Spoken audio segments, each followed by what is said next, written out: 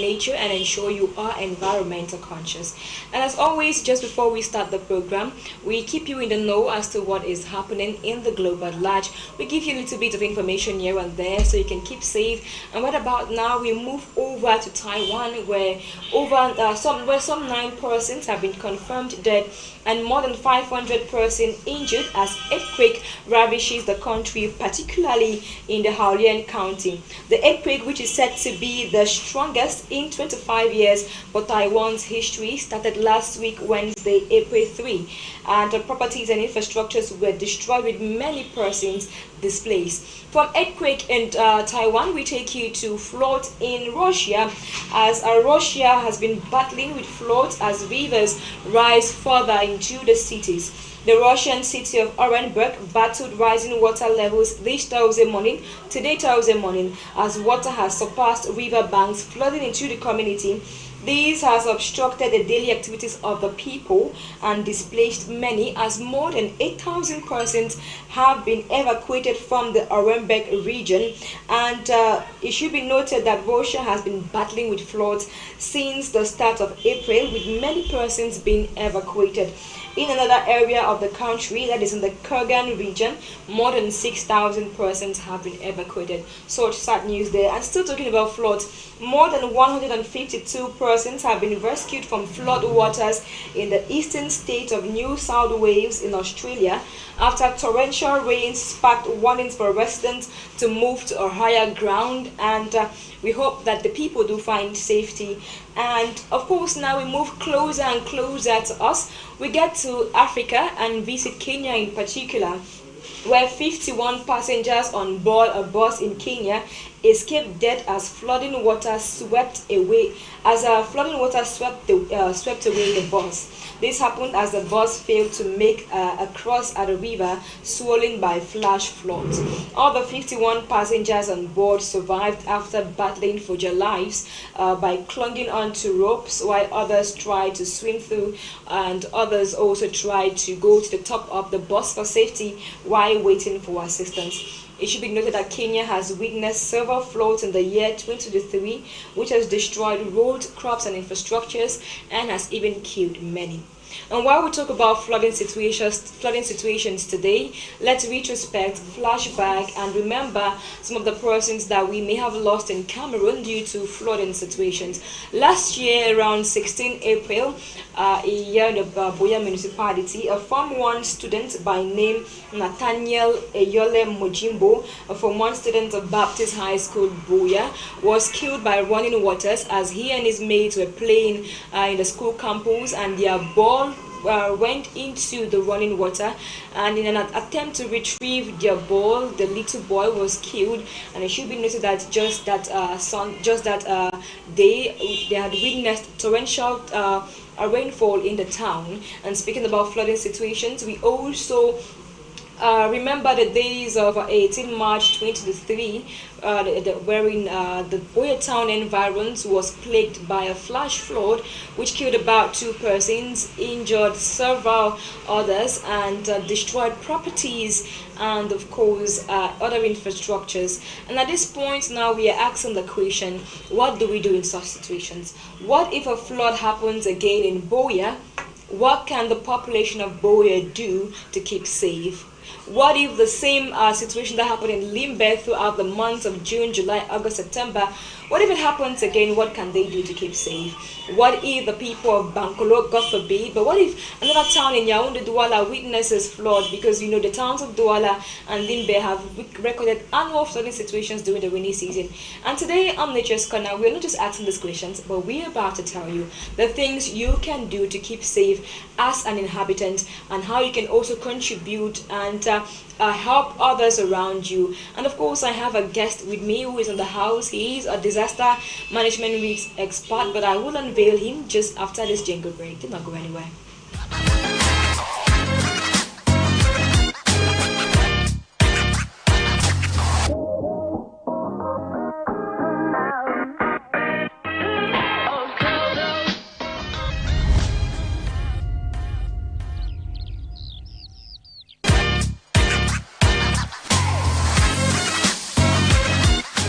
welcome back to the program on you're on to Nature's Corner over high television, and I am your host Javi Kitty, coordinating this program all through, hoping to get you connected with nature, and of course to keep you safe during as the rainy season approaches. And of course, as I earlier mentioned, I have a guest here with me, a sound mind, one who is very intelligent and knowledgeable in the field of disaster management, and of course he is from the environmental science faculty in the University of Buea, where he earned his degree there, his bachelor's degree. And of course, he is a disaster risk management expert, as earlier highlighted. I'm talking about the one and only Clifford Chia. Hello to you, Clifford. Hello, Gabi. Good afternoon to you. Good afternoon. How are you doing? No, I'm very great. The last time we had you here on the show, we were talking about the Bankolo incident, and of course, it was likely to this same issue. And it's been a long time having you here. Yeah, really been why. It's a pleasure. And so I wish to ask, you are a disaster management risk expert, and I'm tempted to pose a question. Have you ever faced a situation where you were alive and maybe a disaster happened here in Cameroon? I'll say, let's say I'm fortunate not to have ever been in such a situation, but notwithstanding that, I've never seen one. Okay. Yes, I've actually seen one which happened beside me, where there was no loss of life, but the properties were at risk. So it was actually a flooding incident. That's the last flash flood which occurred last year. The house was completely flooded, and you see properties were damaged and other materials in the house, things which sustain livelihood, businesses, they were disrupted. So it caused a lot of livelihood impact. And it's so sad. So sad.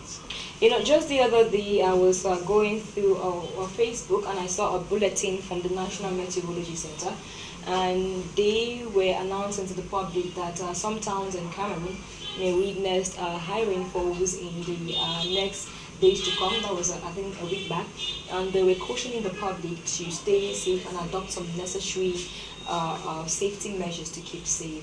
And now let me ask you if you can add voice to the words of the National Meteorology Center in the face of this rainy season, especially with the record Cameroon has had over the years. Do we stand the risk of having any record again this year? Yeah, we are in the era of climate change. Yeah, and mind you, the rate of increase in temperature is fast, and from UNEP's report, it shows that we are above 2.5 degrees Celsius. Okay. That should trigger your mind that the fossil fuel consumption by developed countries or the bigger countries is still increasing. So we have to be aware that we are in the era of climate change, and the temperature will keep on increasing, and the impact that comes, or we see the hazard that accompany climate change, will keep on increasing. And you see that from the reports, it shows that there is a high rate of flooding.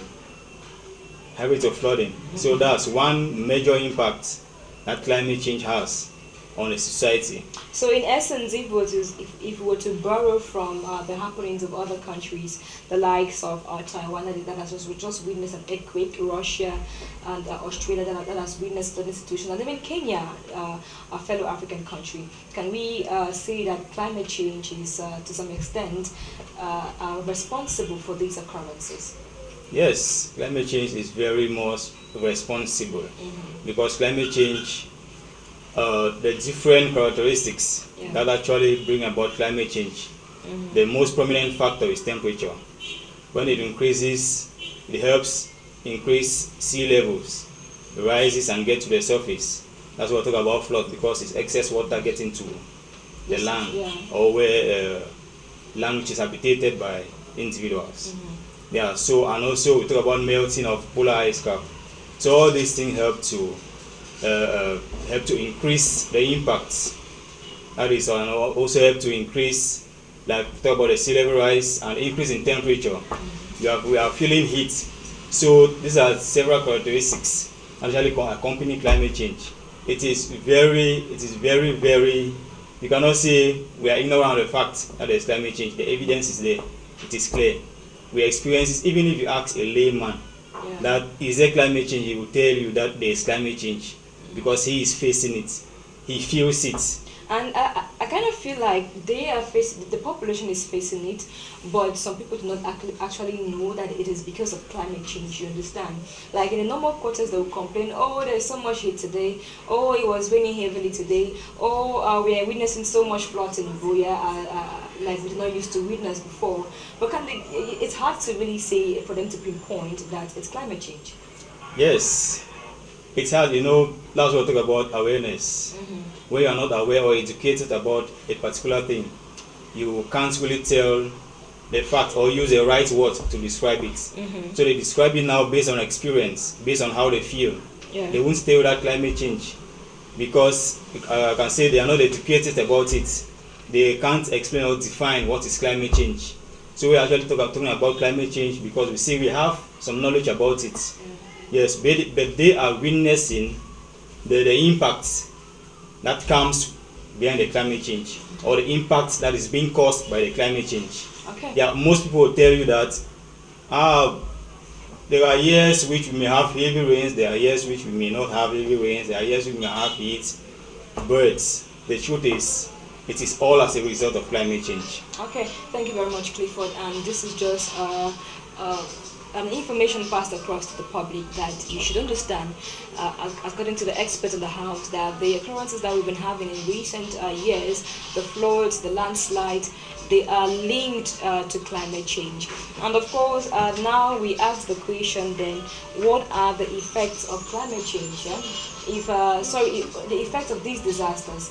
When a disaster happens, how does it affect the population? Because we may be speaking of how to keep safe during the rainy season and people do not understand in depth like what is happening. And maybe because somebody may not have experienced a flooding situation before and may not be too cognizant of the effect.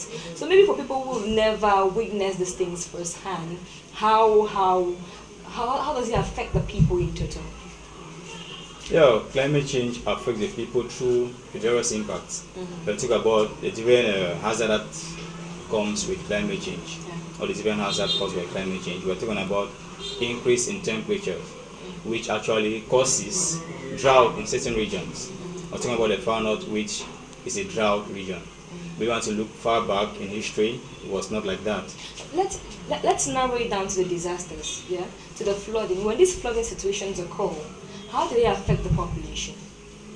Yeah, when flooding occurs, how it affects the people, it affects their livelihood and their life themselves.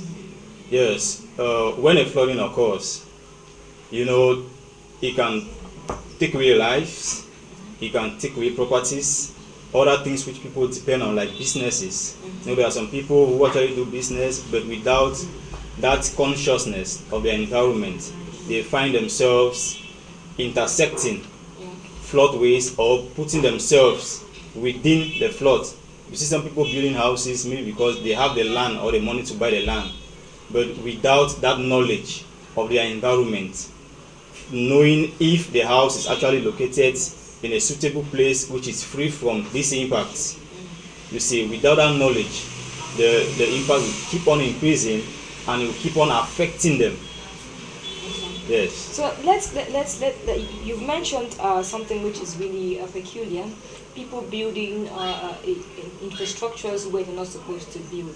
Let's look at some of the contributing factors to the disasters that we experience. It's true that climate change is a thing and it's real, but what are we doing as a people to increase or to pave the way for these disasters to happen to us?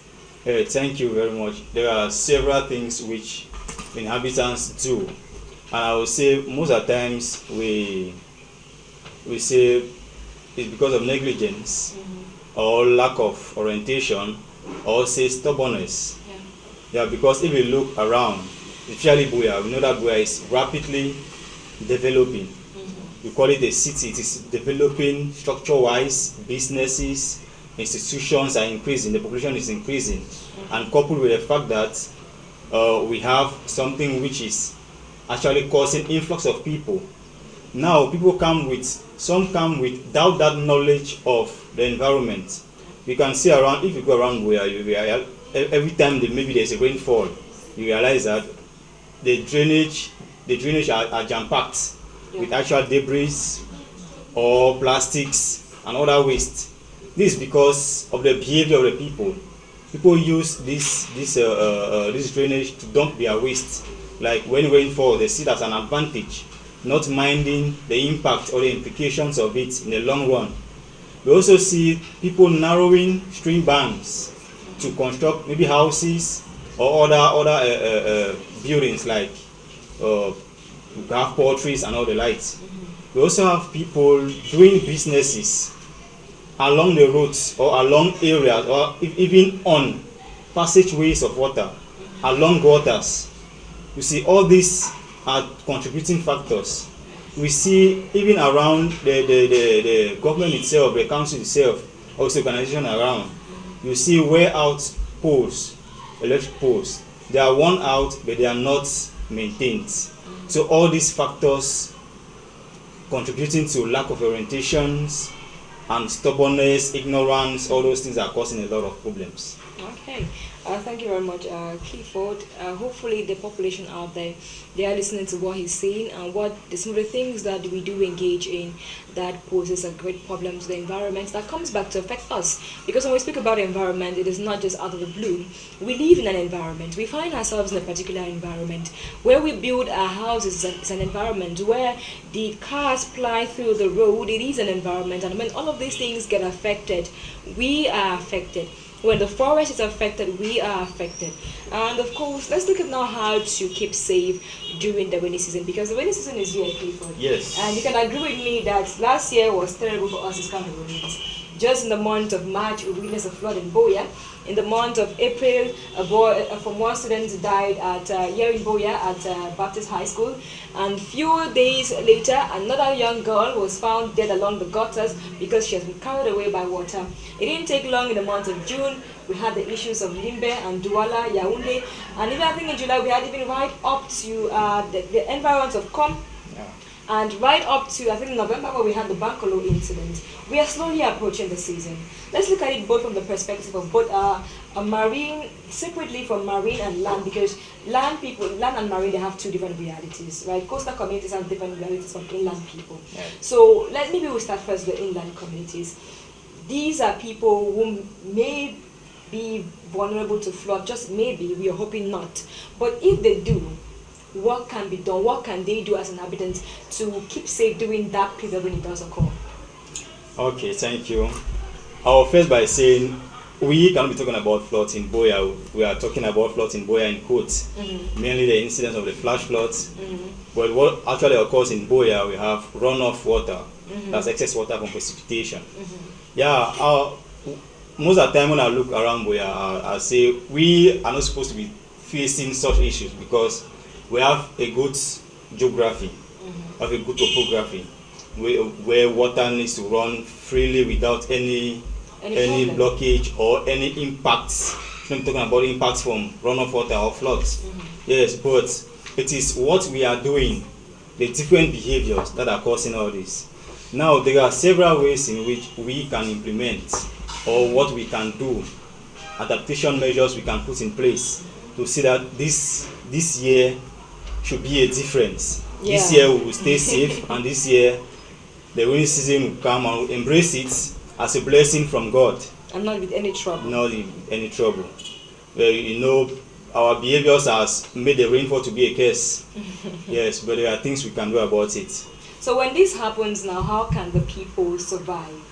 Like during the flash flood in Boya, what emergency recovery measures can the population adopt to keep safe during this period? During recovery is also a time to prepare for the next coming season. Now, there are so many houses which are built, like we said, without the orientation or without the knowledge of the environment. They are built in intersecting waterways. When water floods the environment, you see it get into the houses. Now, it is simple. If you have a house as a landlord who wants to occupy all his compound, not leaving any space, provides a gutter. That water can pass through. Yeah, that water can pass through freely. The house will be safe. And if you see even their floors, there is no difference between their floor and the land surface. It is not even raised. So the water can even, no matter how you raise, cannot reach the house. But the water now enters the house freely, like a guest without invitation. You see. So let's dig gutters around our house to allow free flow of water. Then our businesses which we are doing, you can look for a space which is conducive enough and safe enough for you to do your business. Your life, they say safety begins from an individual. If you cannot take care of yourself, even the government will not be able to take care of you. So make sure that where you place your business is a livelihood, so you must protect it. Do your business where it is safe. And also, some, like during this the peak period of the rainy season, that's June, between June and July, that's a peak where you have heavy rainfalls. And as we talk about climate change, it is accompanying rainfall with storms. And also, as we are having a lot of deforestation, these trees help to act as a barrier for winds. They are no more available. So make sure that you stay safe by not going out during storm, because we still deal with electric poles, and most of them are worn out. It can fall on you.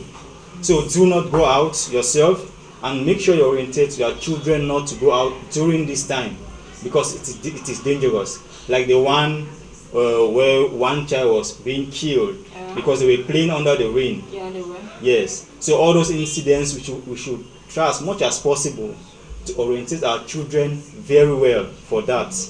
Then also, we can make sure that, like when during the incident of flooding, some of us have electrical gadgets floating on the floor. That's true. Yes, you have to make sure that all your electrical gadgets should be suspended. Maybe you can put them on a table, prepare a house in such a way that they are being placed on the walls. Because if a flash flood comes in, and if it meets with the electrical gadget, that's trouble. There will be electric shocks, and you don't know who will be in the house. It might be even a small baby. It might be a child or other vulnerable persons who cannot take care of themselves. They cannot escape. We can even have fire incidents. Yes, when there is shock, it can spark up fire, which can lead to disastrous incidents. So these are different ways we can prepare ourselves and make sure that in a disaster scenario, in a scenario like this, we don't know who will be injured. Make sure that you have at least a first aid in your house, so that if an incident like this happens, you can easily have a first aid before getting to major medical attentions. So these are different ways we can actually manage the implications of a disaster or hazards. Okay, let's try to leave the inland communities a little bit, and let's go to the coastal communities where they are vulnerable to flood and landslides, tsunami rather, to floods and tsunamis. What can they do, since they have maybe almost or slightly different realities? In their own case, what measures can they put in place to keep safe? Yeah, thank you. Yes, we have talked about several measures. When it comes to the area where, it is a common scenario, everybody knows that this will happen and this will happen. Yeah, so it goes right from the base, because you cannot respond to what you did not prepare. Say, failing to prepare is preparing to fail. Yeah. So right from the beginning, when constructing our houses, we should endeavor to build raised pillar houses to allow free flow of water.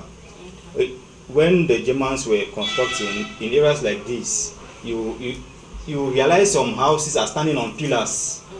Water can easily flow under without any problem, without causing any problem. Yes, so if we adapt that strategy of constructing houses, I think we will not be talking about the issue of floods. Then another pertinent issue that is there is the issue of waste management in the inland and in the coastal regions. It is very poor, very poor. So the council, this one goes with the council and the inhabitants. They should make use of the different facilities or the different instruments that have been put in place to manage all this waste. Because if you don't use them, the risk is coming back to you. When all these facilities are put in place, is to see that to manage for future risks and preparing the community for any risk incident or disaster or any hazard incident. Then also, as a community, we can always come together. What actually impacts you, or when something hits you, it hits your neighbor as well. So the community can always come together. Let's join as individuals to see how to manage the community. When you go to all these areas, you realize that most of the gutters are blocked. There are people whose houses are even having drainages or gutters in front of them that are blocked, but they don't have any concern. So it is very important that you do clean up or maintenance. Don't always say that it is a duty of the council. The council can take 100 years, but this is your safety. This is your protection. Okay, Clifford, let's look at the situation we're in. You've mentioned that those living in coastal communities should build their houses a little bit up high. Yes, with raised pillars. Yeah, with raised pillars. And those living in inland communities should not build on waterways. Regardless, maybe even boat communities, they should not build on waterways. Yes. They should build with raised pillars. Let's look at a situation where maybe there is one mama in one of these communities, maybe in Boya or Limbe. Her house does not have raised pillars. Or maybe she is built along the path of waterways, or maybe her house does not have the raised pillars, as you earlier mentioned. Now, she may not have the money at this point to go build a new house or to afford a new place to stay, and so maybe she's forced to stay where she is, because we're looking at the economic situation as well. Most of the inhabitants in these areas have not built using raised pillars, and their houses are there. The rainy season is here already, and maybe even if we want to start building now or start reconstructing now, the rainy season may still obstruct us. So in this case now, how do we handle such situations? What can they do to really keep themselves safe even in such situations? Yes, that's what I talk about. Digging gutters around your house, okay, to allow free flow of water. If you don't have money to do raised pillars or to reconstruct your house, you will not lack somebody, at least a mother you can see those around, somebody with strength. Yes, to provide passage with water, because if your house is intersecting, you will not stop the water from coming to your house because you're an old mother. Yes, you have to look for a way to beg those with energy around to see how to construct gutters to divert the water from having that direct impact with your house. And I know if you do this, it's going to reduce the impact, even if it don't go to solve all the problem, but it will reduce the impact of the water. And dear people, you may be listening to us right now, watching us right now, and you're thinking, where do I get 2,000 francs from? 2,000 is plenty. But of course, make that little sacrifice, and even if it's 2,000, 5,000, 10,000, and pay the people around to dig the gutters. Because trust me, if you don't do that, and when the floods come in, they will destroy your house, and you'll find yourself start removing hundreds of thousands, borrowing from people just to ensure that you're recovering from that. Trust me, ask the people of Boya Town. It's not funny, but they can relate better to it. They can tell you how they suffered during that period. We saw people who did not even have a place to stay. Even their dresses were all taken away by the waters. I saw somebody whom, when they were coming to collect what was brought to them at the governor's office by Minister Tangaji, the person came with bathing slippers, flip-flops, and it was not even the same pair. Like one side was blue, the other side was green flip-flop. You can imagine it shows you that even what to wear was taken away, and maybe they have picked it somewhere or begged somebody to even give them the slippers. You understand? So if you don't make these sacrifices, then in the end you may end up spending even more. And now let's look at the situation of Clifford. When these flood situations happen, they have happened already. Just yesterday we received sad news from Nigeria, wherein some young filmmakers and even the popular actor Junior Pope, they went to shoot in a location in Nigeria, and I think as they were coming back, it's the Amambra River, if I'm not mistaken, and they got involved in an accident, a water accident. And when Junior Pope was retrieved from the water, CPR was not done. No emergency first aid was done. He was taken straight to the mortuary. And when it was then the mortuary attendant said, no, I think he's still alive, let's take him somewhere to the hospital. But they didn't take him to the hospital yet, according to the report we've heard. They took him to a herbalist before taking him to the hospital, and in the end he still died. We may witness such situations regularly. It may not be a water accident, somebody drowning from a river, but when a flood happens, people can still drown because the water comes in heavy. What are the first aid health measures that inhabitants are supposed to use to help somebody who maybe is suffering from that water accident, be it flooding, tsunamis, landslide, whatever? Yeah, as you earlier mentioned, the CPR, Yes. which is the very first first aid in the case of. Maybe you even explain Yes. to them what the CPR is.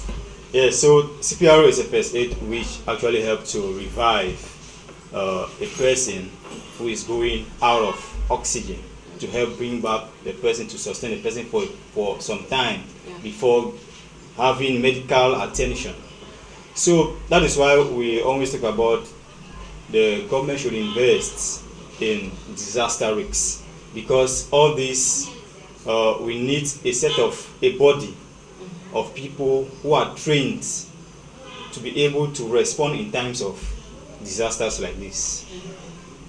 When these people, it can be people in the community, people selected in the community, train them on all these first aid activities. When we're talking about first aid, you know, a normal first aid kit, you have something like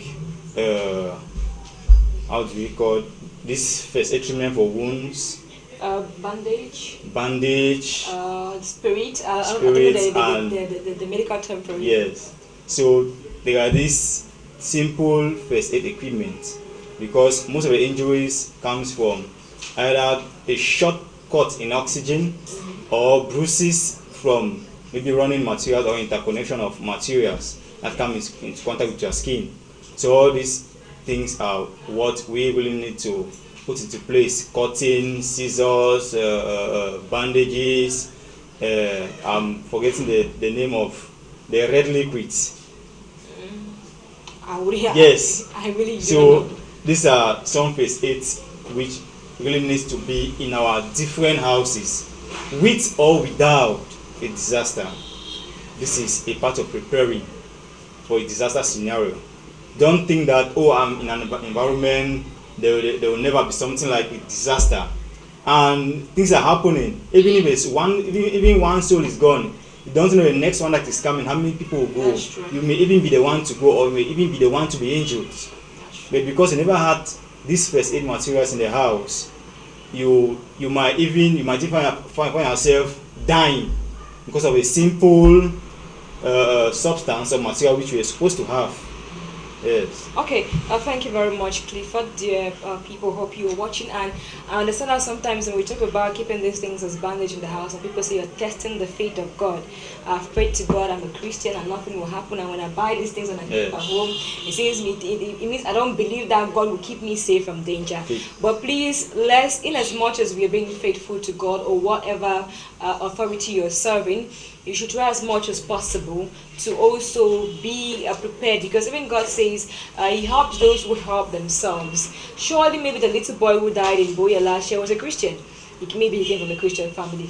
The other girl who died in Boya that was carried away by one of water and was carried away in the gutters, maybe she too was a Christian. Those whose houses were destroyed, people killed in Boya town when the flood occurred, surely maybe they too were Christians. So let's all put on these preparatory mechanisms to keep safe in case these disasters does happen. Ladies and gentlemen, we'll take on the jingle break. When we'll come back, we'll continue the program into two, and this time we'll look at what government can also do to ensure that inhabitants to their life.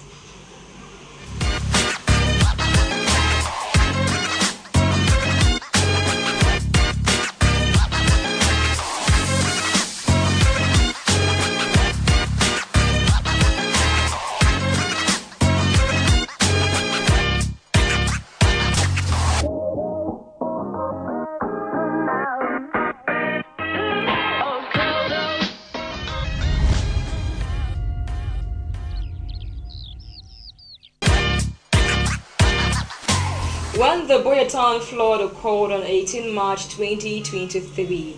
One of the speculations by scientists, according to scientists, that caused the flood was that the inhabitants had constructed on waterways, and hence when the water came and they didn't see a normal route to pass through, it came now with the force and destroyed houses.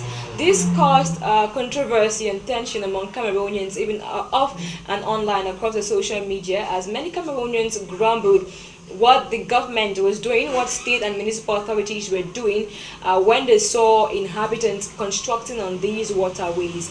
Where did the inhabitants get the permit to construct on these waterways? The mayors and DOs who pass every day and see these people building on these waterways, why don't they say anything, and why do they wait for when disasters happen before they start destroying houses? The same issue we witnessed in with the Bankolo landslide in Yaoundé. Clifford, let me draw back to you. It's a personal question Cameroonians asked, and if we are not careful, or God forbid, but we may still ask these questions if another disaster happens.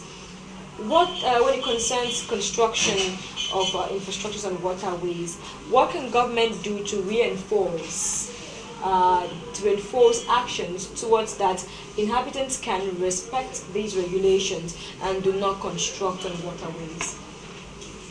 Okay, thank you. You know, the people who always look up to the government, despite their ignorance and stubbornness, because the government through the council will tell you this is a mapped risk area.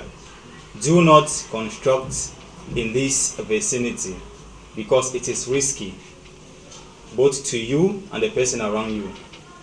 Now, to go back and to come back there, you see a mighty structure in that place. And what the council will do, they'll give their mark, see Boya Council. Now the question we always ask is, they'll see Boya Council, and the next day you see the same house in the same place. Being constructed. Yeah, being constructed. You see the last incident which led to the destruction, the last flash flood, which led to the destruction of those properties. If those structures were actually restricted with enforced laws not to be constructed, they wouldn't have been there and wouldn't have had that destruction. And so that destruction actually took people back to their basements.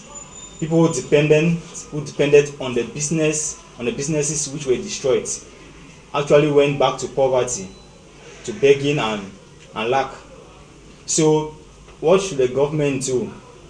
Now, one thing which is killing the economy, or say it plainly without battling with words, is corruption. Yes, it is actually bringing down the economy. It's actually bringing down the safety of the community and the nation as a whole. Because you see, most houses where they are not supposed to be there. They are there because something has been paid.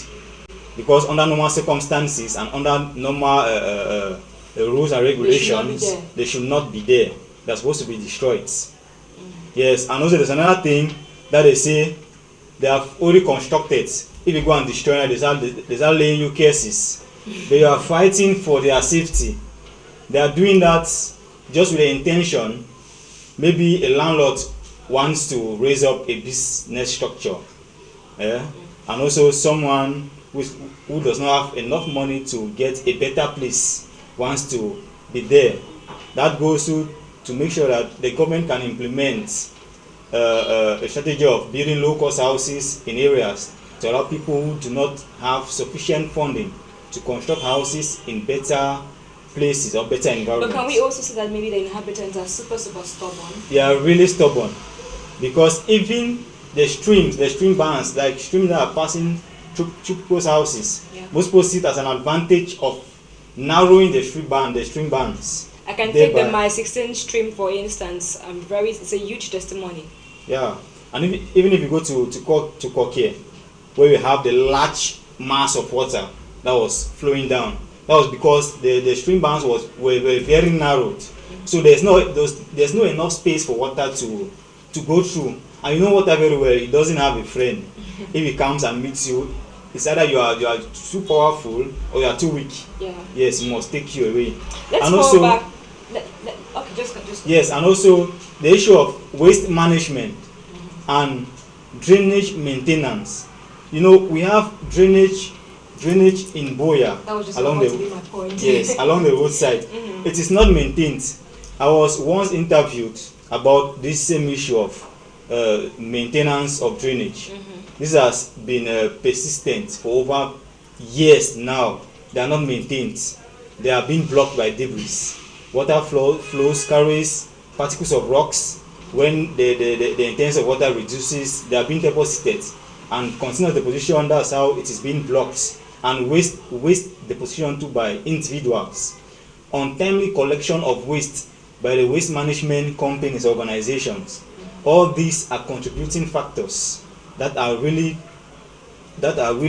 putting so much impact, or so much negative impact to the environment when it comes to rainfall.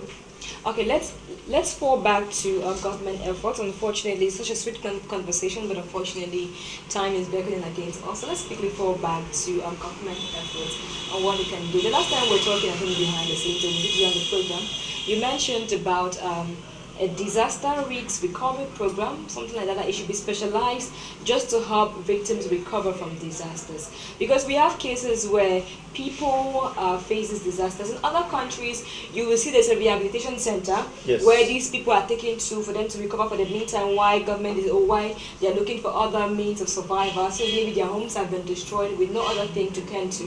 When last year when Minister Tangaji came here and gave mattresses, one of the points of contention that people raised was that you're giving these people mattresses, where did they put the mattresses to sleep? And that was a question. And so how then do we encompass all of these, and what can government institute as mechanism to help recovery, both immediate and long-term recovery? Yes, what kind of government, you know? We always sing the same song, and the song is still singing. So one thing, you know, we have several signatories on several documents that are talking about disaster risk management. The government is actually aware about all those things, about they know that it is necessary to put on institutions whose specific purpose, because disaster risk management is a whole circle that goes from preparedness to response to recovery to rehabilitations, and all these areas. They have specialists. They have special people who need to be in those departments to manage the risks of preparedness at different levels, and all these people need finance. And what we are not yet prepared for is to disburse finance for purposes which are actually important. But what if we have the possibility of having funds just kept in case of disasters? I think, if I'm not mistaken, Ghana has adopted that, if I'm not mistaken, wherein we have a scheme that is dedicated, a cross-ministerial scheme, because, you know, disasters is both environment, it's both formation, all of that. We have a cross-ministerial scheme that is just for disaster recovery alone, and then that scheme has a fund. You know, as miscellaneous, you just keep the fund, that in case a disaster happens, we help the people recover this way. Yeah, that is why we have in a family, we have the father writing his will and dedicating properties to his children. It is still like you would have said, no, why am I keeping this money there? Why am I keeping the money standing? It's because he has the orientation of the future, what the future holds for the children. You know, we are not oriented with that. We don't have the orientation of safeguarding money or materials for a particular purpose. We see that they are there. What are they doing there?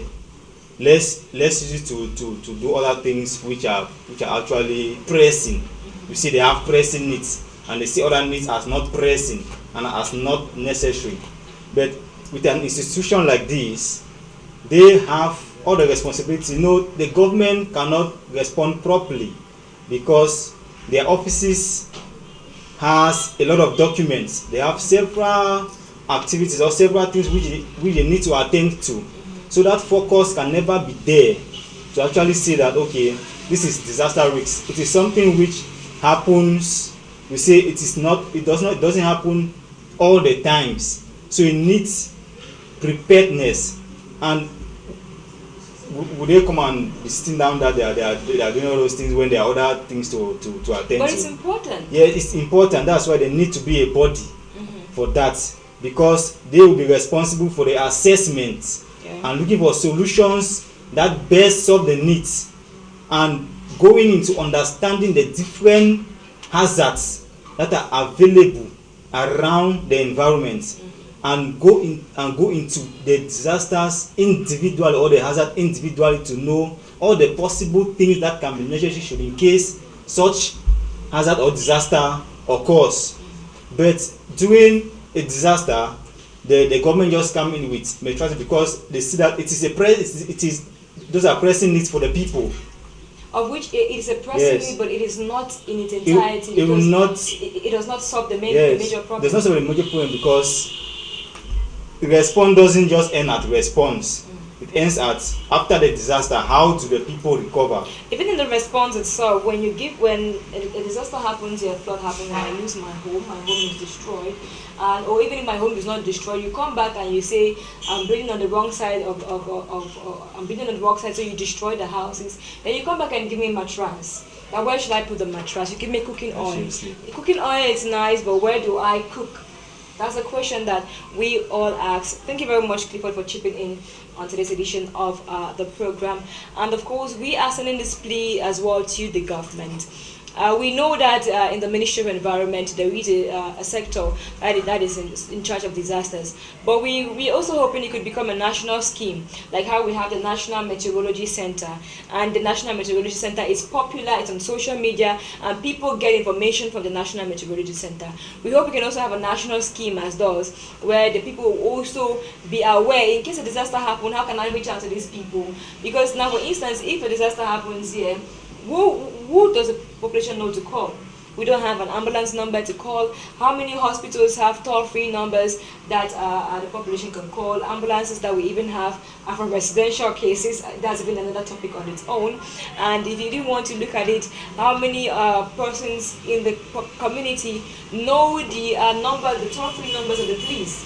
That if this disaster has happened, I'm calling for you to indicate. You see, no alert system. There is no alert system, and that is one point we also have to work on. And we just pleading that all of these things be put in place. If not, many lives may be lost. Thank you very much, dear viewers, for staying tuned to this edition of Nature's Corner. Hope it was interesting for you, and hope you've picked out something very important that can help save your life one day. Thank you, Clifford, for showing up. Thank you very much. We hope to have you here again sometime. Yeah. And hopefully not for a disaster, just to give caution. And of course, all about now, we are signing off because time is beckoning against us, and our producers are signaling to us that we leave the studio. Meantime, we want to appreciate Claudine Tanfu for production expertise. We also want to appreciate other staffs of High Television for moral support, and of course the editor-in-chief, Mrs. Alice Komidike. General supervision came from the manager of High TV, Ayokeno Humphrey. My name is Jabi Kisi. I am your host in the company of other programs from High Television. Meantime, take a round of again next week Thursday, 3 p.m.